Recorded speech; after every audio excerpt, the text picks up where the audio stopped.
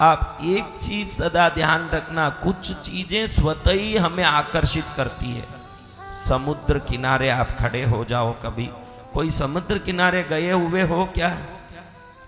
आप वहां कितनी देर भी खड़े रहो, आपका मन उबेगा नहीं, वहां ऐसे ही खड़े रहने को मन करेगा, क्योंकि समुद्र की वो जो विशालता आदमी को आकर्षित करती है। और समुद्र आकर्षित करने का कारण समुद्र में रहा हुआ नमक भी है। मैं 1000 बार आप लोगों को कहता हूं कि घर की नकारात्मकता को समाप्त करना चाहते हो अगर आप आकर्षण को पूर्ण रूप से अपने घर में तरंग बनाना चाहते हो, आपके अशुभ तरंगों को समाप्त करना चाहते हो, तो एक कांच के बाउल में नमक रखा करो। मैं हर बार वीडियो में कहता हूं, क्योंकि नमक आकर्षण है। क्या है? आकर्षण। नमक आकर्षण है। भोजन में नमक डालते हैं तो स्वाद के लिए नहीं डालते। शरीर में जब नमक जाता है तो अशुभ तरंगों को, अशुभ आभा मंडल को समाप्त करके शुभ शक्ति को प्रकट करती है। पॉजिटिव वाइब्रेशन आ जाता है शरीर। जय गुरुदेव। क्या आ जाता है? Positive vibration. पॉजिटिव वाइब्रेशन आता है। अब देखिए, समुद्र के पास खड़े हो जाओ, थोड़ा भी मन ऐसे विचलित नहीं होगा। दूसरा चीज है चांद। कौन सी चीज?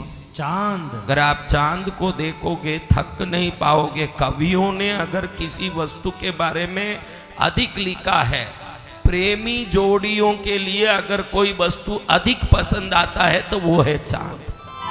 चांद हर एक व्यक्ति को आकर्षित करता है। अगर तीसरा कोई वस्तु और प्रथम वस्तु, मैं तीसरे लाइन नंबर में बोल रहा हूं, लेकिन उत्तरोत्तर उसको बड़ा मानना चाहिए।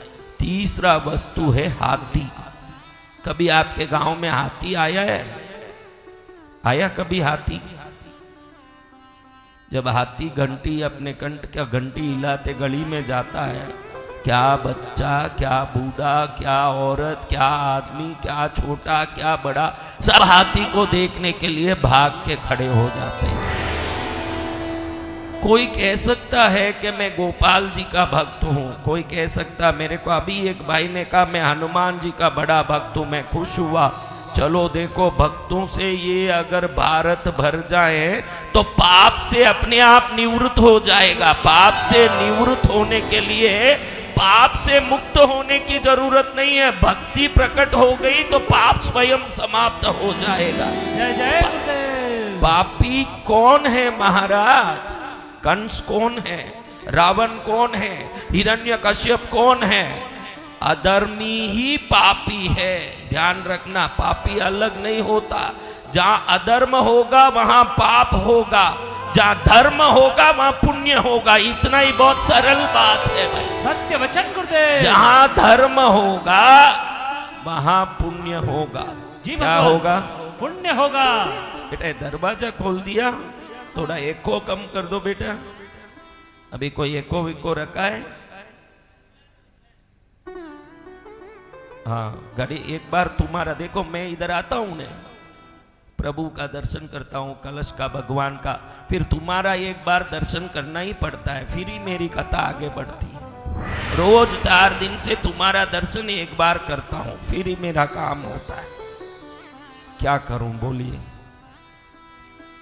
अब आप देखेंगे कि भाई धर्म जहां होगा, जहां विजय होगा, लेकिन धर्म जहां होगा वहां आचरण भी शुद्ध होगा। धर्मात्मा पाप करने से डरेगा और नास्तिक पाप करने से डरेगा नहीं। जो नास्तिक है वही अनेक प्रकार के अनाचार करते हैं। धर्म का वेश ओढ़ के पाप करे वो अलग बात। सच्ची धर्मात्मा कभी पाप नहीं कर सकता। सच्चा धर्मात्मा पाप नहीं कर सकता। सत्य वचन गुरुदेव। अभी आप देखते हैं कि मैंने कहा हाथी, देखो तो मन कहता है कि सदा के लिए वहीं आंख गड़ के बैठ जाओ हाथी को। आप लोगों ने हाथी, कितने लोगों ने जीवित हाथी देखी है? वो सब हाथ ऊंचा करो। हम सब ने देखा है। देखा? जी भगवान। कौन कौन देखा? बराबर हाथ ऊंचा करो। आपको हाथी को देखते ही रहे ऐसे मन किया कि नहीं? या भगवान। उस हाथी का रूप लेके हुए बैठे हुए गणेश जी का मूल मंत्र है ओम श्रीम ह्रीम क्लीम ग्लौम गम वरवरदाय विजय गणपतये। ओम श्रीम ह्रीम क्लीम ग्लौम गम गणपतये वरवरद सर्वजनम में वशमानय स्वाहा। क्या मंत्र है? मूल मंत्र ही गणेश जी का यही है, सर्वजनम में वशमानय, सभी लोगों को मेरे वश करो। वशीकरण मंत्र है गणपति का मूल मंत्र। इसका कारण क्या है? उनका स्वरूप ही आकर्षणदायक है, तो उनसे जो मंत्र प्रकट हुआ वो आकर्षण मंत्र है, दुनिया को आकर्षित करता है। क्या करता है? दुनिया को आकर्षित करता है। आप देखिए जितने पंडाल देवी माँ के नवरात्रि में बनते हैं, सब देवी माँ का एक ही रूप होता है, सिंहवाहन पर माता जी। लेकिन गणपति पंडाल में आप देखोगे तो हर गणपति को अलग अलग रूप में देख सकते हो, अलग अलग वेश में, अलग अलग श्रृंगार में, अलग अलग अस्त्र शस्त्र के साथ। और कई लोग पंडाल पंडाल जाके देख के आते हैं कि इस पंडाल में ऐसे, इस पंडाल में ऐसे, इस पंडाल में ऐसे, इस पंडाल में ऐसे। गणपति आकर्षणदायक है, जो वस्तु हमें आकर्षित करता है। ध्यान रखना, जिस वस्तु में भी आकर्षण है वहां से हमें कुछ प्राप्त होने वाला होता है। जहां कोई आकर्षण नहीं वहां कुछ प्राप्त नहीं होता।